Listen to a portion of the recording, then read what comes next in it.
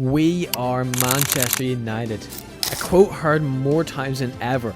Despite the lowest of low situations, big name players have still joined in recent years. Sometimes it goes well, but sometimes it can turn a player from a shining talent, the next big thing, the best in the world, to utter failure.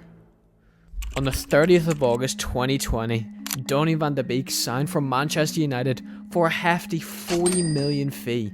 After previously shining in Ten Hag's infamous 2019 Ajax team, which nearly went all the way to the Champions League final, the 23-year-old had a promising future ahead of him, with the manager at the time, Ole Gunnar Solskjaer, viewed him as a prospect with a potential that skied the limit. He had a rocky start, and failed to gain any momentum within his first season. However, heads were held high as he was part of the stacked 21-22 team that included the likes of Ronaldo, Pogba, Sancho, Rashford and more. It was always going to succeed. Right? Well, not exactly. The eventual turmoil of Ole's time at United drove the team to chaos. Van de Beek failed to gain any more momentum under Rangnick, resulting in him being loaned out to Everton for the rest of the 21-22 season. However, persistent injuries held him back from playing much.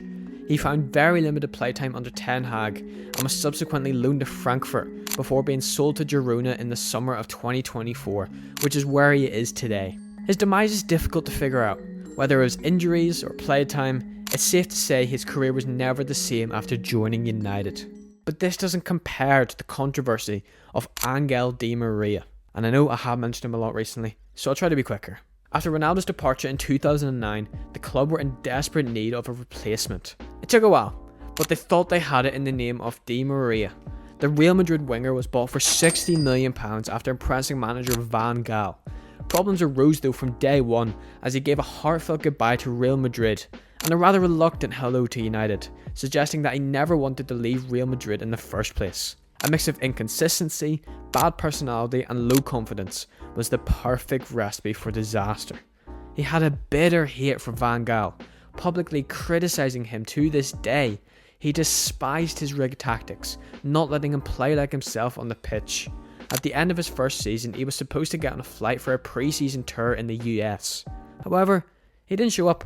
Nobody knew where he was, even Van Gaal. It turned out that he went behind the club's back on dispute, leaving just a few days later for PSG, marking him as one of the worst transfers ever. The reason this is low down on the list is because he did have a pretty successful career at PSG for the 7 years that he was there, as well as playing for Argentina, even scoring in the World Cup final. However, his stint at United definitely hindered his career and set him back even more. Unlike Di Maria, Alexis Sanchez went from top of the world to the lowest of lows. The year is 2018 and Sanchez is balling out for Arsenal. He was able to create something out of nothing, bring the ball from a standstill position to the back of the net in a couple of seconds, beyond anything ever seen in a long time in football. He gained traction from many big clubs, but the two standouts were Manchester United and Manchester City. United manager at the time, Jose Mourinho, regarded Sanchez as one of the best forwards in the world at that time.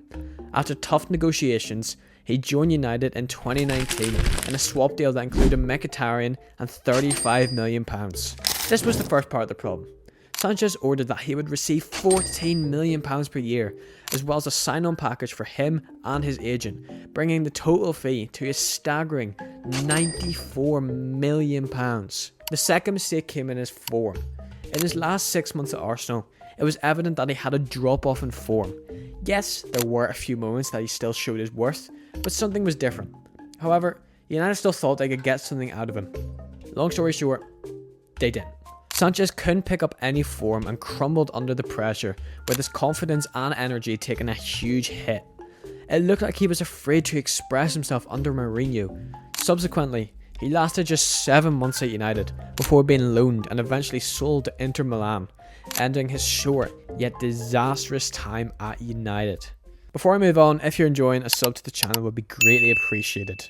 For our next player, we have to go back to the 1st of July 2021. After a long transfer battle, Jadon Sancho joined United for a huge fee of £73 million, making him United's most expensive buys. This was the second time United tried to buy him.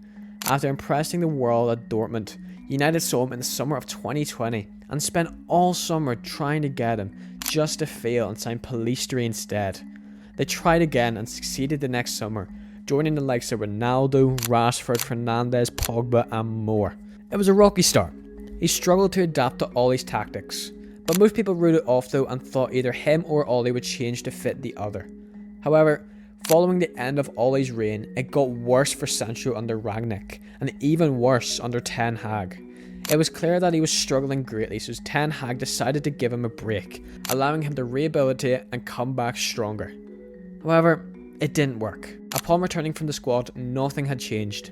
Ten Hag decided to drop him from the squad and blamed it on his performances in training. Instead of ignoring it, Sancho hit back and criticised the manager, resulting in him being dropped until January, where he was loaned out to Dortmund and then Chelsea the next season. It's difficult to depict what happened to him. It may have been an effect from the miss in the 2020 Euros final, it may have been the pressure of playing for United, or it just could have been laziness on his side. It would be better if he began performing after a spell at United, but he's been so bad at Chelsea that they decided to pay a £5 million fine just so they don't have to keep him. His arrogance and ego is the number one reason for his demise, and it's safe to say he will never be the same again. Now, all these players aren't great, but they don't compare to what is considered as the greatest flop in not just Manchester United history, not just Premier League history, but football history. And his name is Antony. After making a name for himself at Ajax, cementing himself as one of the big upcoming talents, compared to Brazilian greats like Neymar and Ronaldinho for his flair and talent, he decided to join United following his former boss Erik Ten Hag making the same move. Antony thought he would work well under Ten Hag at United, and Ten Hag saw him as a key player in this Manchester United rebuild. United began with a calm £40 million bid, which was swiftly declined by Ajax as they rapidly increased the price to a hefty £100 million. However, Ten Hag decided to really push for the signing of Antony, and after a bit of back and forth, he was signed for £81 million on the 30th of August 2022, making him the club's second most expensive signing ever, behind Paul Pogba. The inflated price tag added a lot of pressure onto his name. It was a big step up into the spotlight, and to be fair, he began well. Like, really well. Debut goal against Arsenal, goal against City, goal against Everton, 3 goals in his first 3 games. It looked like it was going well. But then, all of a sudden, the goals stopped, performances weren't performing, and questions were being asked over the signing of Antony. After his decline in form, he was dropped from the squad and was loaned out to Real Betis following the departure of Ten Hag and arrival of Ruben Amorim, and that's where he is today. Now, to be fair to him, he's not doing bad at Real Betis. However, those heights of Ajax will probably never be reached by the Brazilian winger again. So why? Why, when a player joins Manchester United, their career goes from sky's the limit to being another ruined prospect? Is it the inflated price tag? Is it the pressure of playing for the club? Is it the fan base? Is it the manager? Or is there a deeper and darker truth that nobody is talking about? What do you think? While you think, why not watch this video here about the downfall of Antony? Thank you very much for watching. Make sure to subscribe, and I will see you next time. See ya.